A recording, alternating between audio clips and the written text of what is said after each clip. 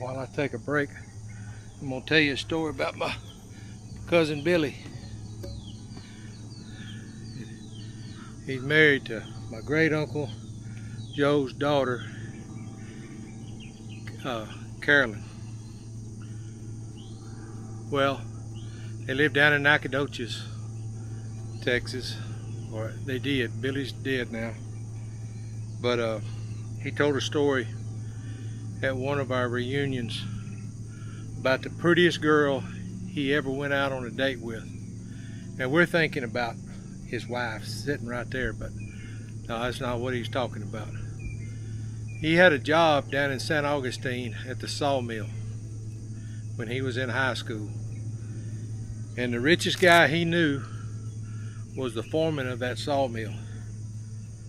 You can imagine how much the foreman of a sawmill makes. But Billy was not rich, as most of the people were in the 30s, 40s.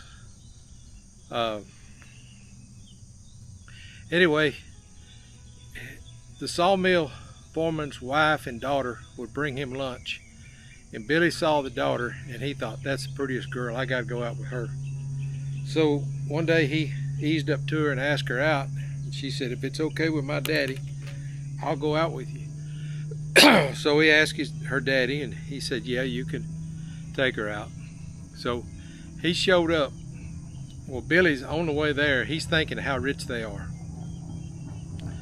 because her daddy's the foreman of the sawmill. And anyway, he had on some underwear that his mother made out of a flour sack. Had the little fleur-de-lis designs like the New Orleans Saints.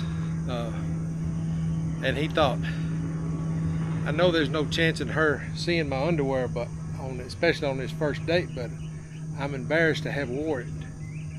But when she came to the door, he knocked on the door. When she came to the door, her dress was made out of that same flour sack material.